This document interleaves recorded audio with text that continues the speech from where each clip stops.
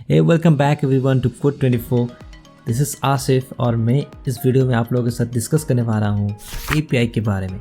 API एक बहुत ही important topic है और इंटरेस्टिंग टॉपिक भी, क्योंकि एपीआई जो सर्विस है ना, इस सर्विस के ऊपर ही आज दुनिया कायम है। ना जाने कितना ही सारा सॉफ्टवेयर जो है, एप्लीकेशन जो है, वो एपीआई के ऊपर बेस्ड है। ठीक है, तो इसी वजह से एपीआई के बारे में हम लोग आज डिस्कस करने वाले हैं। तो एपीआई का जो फुल फॉर्म है उसको बोलते हैं हम लोग एप्लीकेशन प्रोग्रामिंग इंटरफेस। तो अभी हम लोग इसको डिस्कस करने वाले हैं कि कैसे ये एपीआई कहाँ यूज़ होता है, कैसे यूज़ होता है, इसका यूज़ क्यों किया जाता है। ये सारा कुछ आज जानेंगे इस वीडियो पे।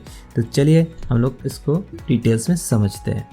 फॉर एग्जाम्पल, जो एपीआई का मेन मोटो है वो क्या होता है कि डेटा को शेयर करना होता है। एक पॉइंट से दूसरा पॉइंट तक डेटा को शेयर करना होता है। फॉर एग्जाम्पल, मैंने यहाँ पे मान लिया कि एक पॉइंट है जो कि ए हम लोग कंसिडर कर लिया और यहाँ पे बी हम लोग ने कंसिडर कर लिया। ठीक है, इसको हम लोग बोलते हैं बी पॉइंट जो है उसको हम लोग डेटा सेंटर बोलते हैं। डेटा सेंटर, ठीक है, जहाँ पे पूरा डेटा जो है वो स्टोर है। लेकिन ए जो है, ए पॉइंट, तो यहाँ पे कोई भी डेटा स्टोर नहीं है, लेकिन इसको हम लोग बोल सकते हैं क्लाइंट बोल सकते हैं। ठीक है, तो क्लाइंट को क्या होता है कि जब भी इसको कुछ भी डेटा का ज़रूरत होता है, तो इसके पास तो डेटा है नहीं, तो क्या करता है, इस क्लाइंट क्या करता है, डेटा सेंटर को मतलब पॉइंट बी को एक रिक्वेस्ट भेजता है। यहाँ पे एक रिक्वेस्ट भेजता है और रिक्वेस्ट जो होगा इसका एक आइडेंटिटी होगा। मतलब बहुत सारा क्लाइंट भी हो सकता है, क्लाइंट ए बी सी और हज़ारों मिलियन क्लाइंट हो सकता है। तो उसमें से ये एक क्लाइंट है। ठीक है, तो इसका एक आइडेंटिटी होगा। फॉर एग्जांपल, मैंने इसका आइडेंटिटी ए मान लिया, तो इसका एक आइडेंटिटी लेके जाएगा ये। तो यहाँ पे जब जाएगा तब ये चेक करेगा कि ये कहाँ से रिक्वेस्ट आ रहा है, किसको रिक्वेस्ट मतलब किसको रिस्पॉन्स देना है। तब जब ये अप्रूव हो जाएगा कि हाँ ए को ही भेजना है, तब वापस इसको डेटा को दे के फिर यहाँ पे इसको रिस्पॉन्स दिया जाएगा। तो इसको हम लोग क्या बोलते हैं, रिस्पॉन्स। तो रिस्पॉन्स, डेटा रिस्पॉन्स करेगा। तो डेटा जब रिस्पॉन्ड होगा, ए को जब डेटा मिल जाएगा तो ये क्या करेगा, यहाँ पे इस डेटा को डिस्प्ले कर सकता है। ठीक है, तो हालांकि ए के पास कुछ भी नहीं था, ठीक है, इसके पास था सिर्फ एक रिक्वेस्ट, और रिक्वेस्ट भेजता है डेटा सेंटर पे, और डेटा सेंटर इसको प्रोसेस करता है और जितना भी सारा डेटा इसको रिक्वायरमेंट होता है वो सारा कुछ इसको भेज देता है रिस्पॉन्स के हिसाब से। ठीक है, तो ये जो प्रोसेस है, इसी प्रोसेस को हम लोग एपीआई बोलते हैं, मतलब कि एप्लीकेशन प्रोग्रामिंग इंटरफेस। और ये रिक्वेस्ट कैसे होता है, रिस्पॉन्स कैसे होता है, ये हम लोग डिटेल्स में जानेंगे। ठीक है, तो उससे पहले हम लोग एक जान लेते हैं कि ये जो एपीआई सिस्टम है, ये सिस्टम आया कहाँ से। तो क्या हम लोग इसको डे टू डे लाइफ में यूज़ करते हैं, फिजिकली यूज़ करते हैं? तो द आंसर इज यस। हम लोग हमेशा इस सर्विस को, मतलब दुनिया का शुरू से ही इस सर्विस को हम लोग यूज़ करते आ रहे हैं, लेकिन इसको टेक्नोलॉजी में, मतलब रिसेंटली इसको टेक्नोलॉजी में कन्वर्ट किया गया। लेकिन ये जो सर्विस है, ये जो प्रोसेस है, ये हम लोग बहुत पहले से करते आ रहे हैं। तो उसको कैसे करते आ रहे हैं उसको हम लोग अभी सिंपल सा एग्जांपल से समझेंगे। तो यहाँ पे दो ऑप्शन है, दो पॉइंट है। तो ये हम लोग मानते हैं ये ऑनर है, ठीक है, ये ऑनर है और ये शॉपकीपर है। ये शॉपकीपर है और ये ऑनर है। तो जब ऑनर को कुछ चीज़ों का ज़रूरत होगा, मतलब ये घर पे है, ये जा नहीं सकता अभी दुकान पे, तो ये क्या करेगा, एक किसी आदमी को या फिर किसी जान पहचान के आदमी को या फिर किसी को भी ये क्या करेगा, पैसा देके या फिर कुछ मतलब इन्फॉर्मेशन देके एक आदमी को भेज दिया। ठीक है, तो ये आदमी, इसको क्या बोला जाएगा, रिक्वेस्ट बोला जाएगा। तो ये रिक्वेस्ट करेगा थ्रू दिस पर्सन, और यहाँ पे ये दुकानदार, जब ये आदमी आएगा इस दुकानदार को जब बोलेगा कि मुझे ये सामान चाहिए, तब ये दुकानदार क्या करेगा, इस आदमी को पहचानेगा, ऑथेंटिकेट करेगा कि हाँ ये आदमी सही है, जेन्युइन है और इसी ऑनर से आया हुआ है।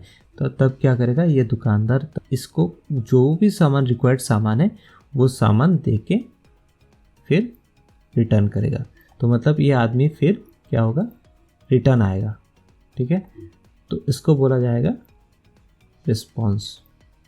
तो रिस्पॉन्स क्या, गुड्स के साथ जो भी सामान रिक्वायर्ड था वो सामान लेके आएगा।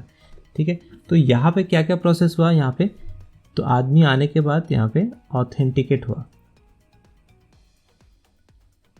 या फिर आप लोग बोल सकते हैं वैलिडेट। ठीक है, वैलिडेट किया कि हाँ ये जेन्युइन आदमी है, ये पर्सन जेन्युइन है, उसके बाद ही इसको सामान दिया गया। अगर ये जेन्युइन नहीं रहता तो इसको सामान नहीं दिया जाता। ठीक है, तो यही बात है। तो ये कुछ जो एक आइडेंटिटी लेके आ रहा था, ये ऑनर का, फॉर एग्जांपल इसका ऑनर का नाम ए है, तो ये जो ए एक आइडेंटिटी लेके आ रहा था, तो इसको बोला जाता है एपीआई की, इसको बोला जाता है एपीआई की। तो ये एपीआई की ए को लेके ये आदमी आ रहा था, मतलब ये आदमी एक रिक्वेस्ट है, ये रिक्वेस्ट आ रहा था एपीआई की ए को लेकर, और उसके बाद फिर यहाँ पे जो डेटा सेंटर है, ठीक है, इसको एपीआई सेंटर बोलते हैं। तो ये एपीआई सेंटर में ये जो रिक्वेस्ट आया, इस रिक्वेस्ट को पहले ऑथेंटिकेट किया गया, उसके बाद फिर अगर जेन्युइन निकला तो फिर डेटा को देके फिर इसको रिस्पॉन्स किया गया। तो this whole process is called API.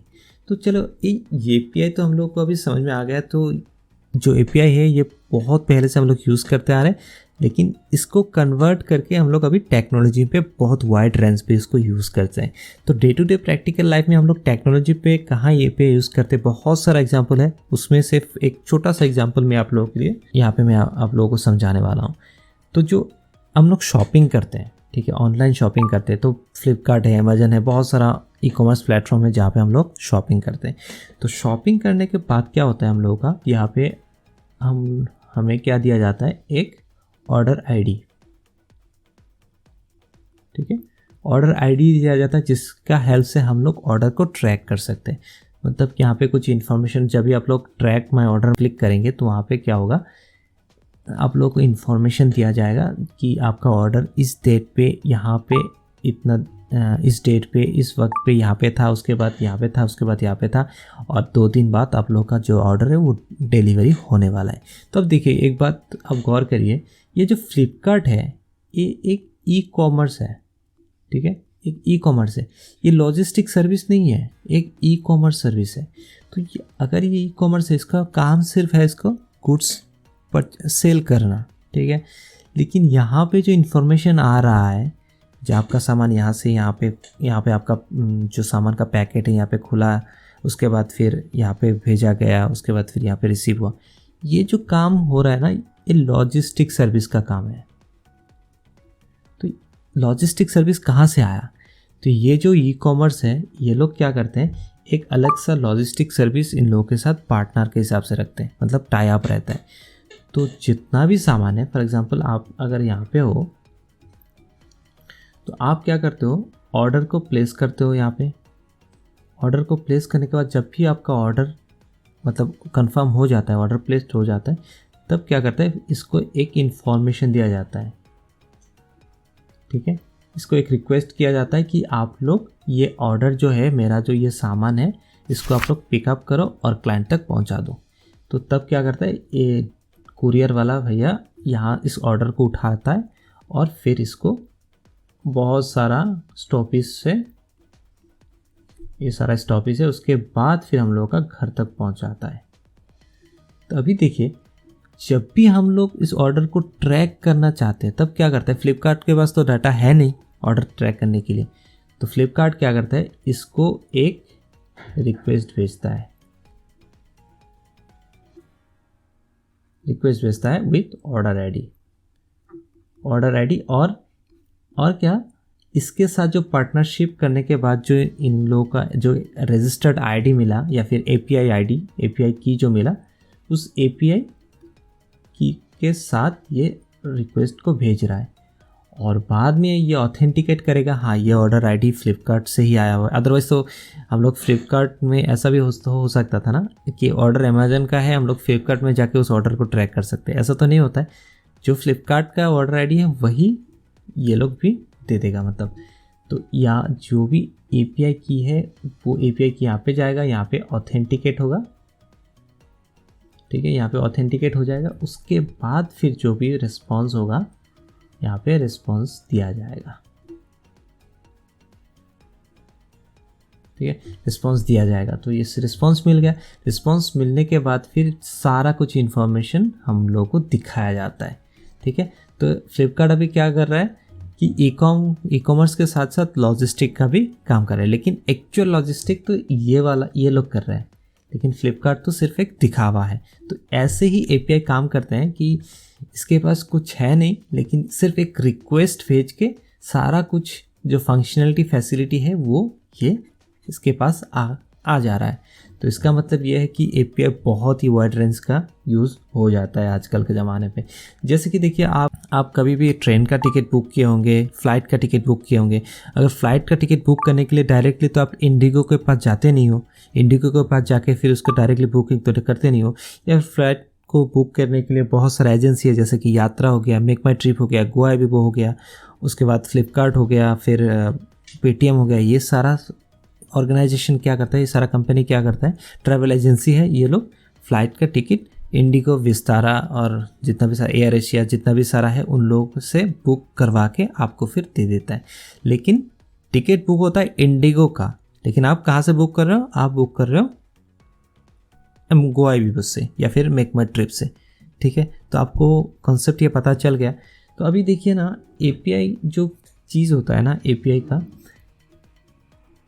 API का जो कॉन्सेप्ट है ये दो टाइप का कॉन्सेप्ट होता है। एक क्या होता है, फ्री होता है, और एक होता है पेड।